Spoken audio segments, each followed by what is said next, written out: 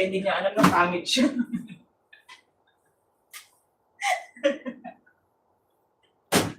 Kaya sabi niya lagi pa po siya kasi hindi niya nga kasi nakikita sa salamin.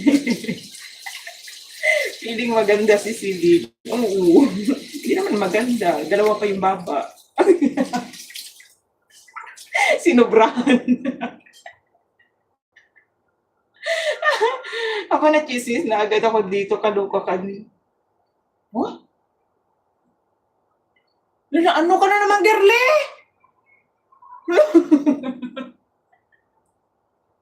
Malala talaga kausap. Wala, girly. Sino nag-chismis sa'yo? Eh, Diyos. Kita mo ni girly? Palapit, di ba? Animal jud ka? Na ano ka?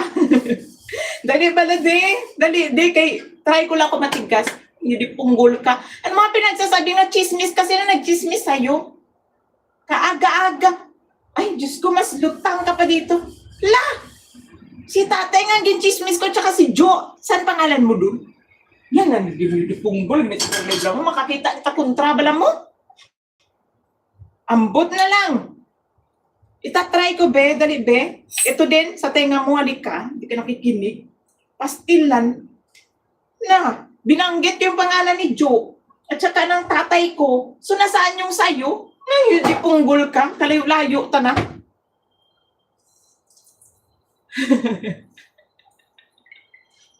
Ewan ko sa'yo, magulo ka kausap. Ba't ka ba nangaangkin ng hindi ikaw na binito? Teka lang, patayin ko yung exhaust ha, nasubrahan ka, para marinig mo. Ayan, pinatay ko ng exhaust, girly, umayos ka. La!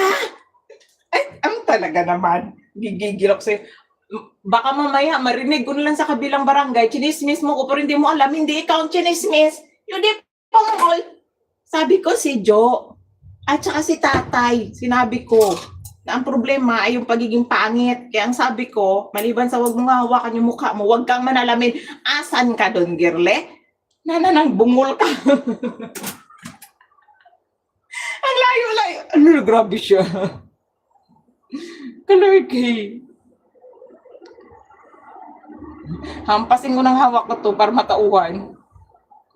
Oo, talaga. Kung malapit lang talaga, nahilo na to sa akin.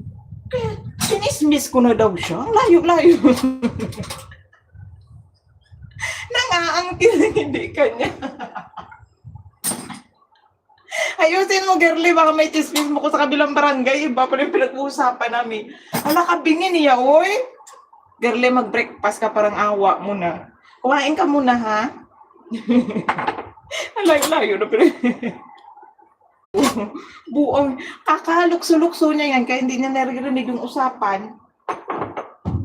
Tama naman na, huwag kang tumingin sa salamin para hindi mo malaman na pangit ka. Ganun no, kasi yun. Kaya hindi nga ako tumitingin sa salamin eh. Kasi pag titingin ako sa salamin, makita ko, may pimples. May pimples. Buisit na salamin ito. Sabi ko, kailan, sabi ko mga pala kay Jo, ko kailan kayo maimbento yung salamin na pagtingin mo, ganun ka. Kaya ito yung nakikita ko, puro pangit man eh. Kian, good morning. Naiseni, good morning. Ganun lang yun.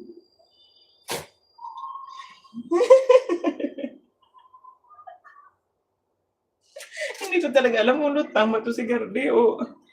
Gardy, okay ka lang? Okay ka pa? Lipad-lipad ba? Kakatalon mo yung Gardy. Naalog-alog na yung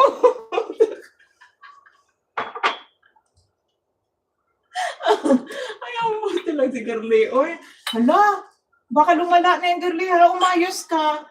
Gaalala kami sa kalusugan. Umisit ka. Kaaga-aga na ano na si Garly man? Ano na gining sakit mo, Garly man? Yes, okay na okay. Daw hindi. Parang hindi. Apakalutang. Apakalayo ng mga comment po sa pinag-uusapan, promise. Naku, Garly. Na-check up ka na. Naisene pa kisuod mo nga si Garly daw. Umulan dito sa amin, nagbaha. Hala!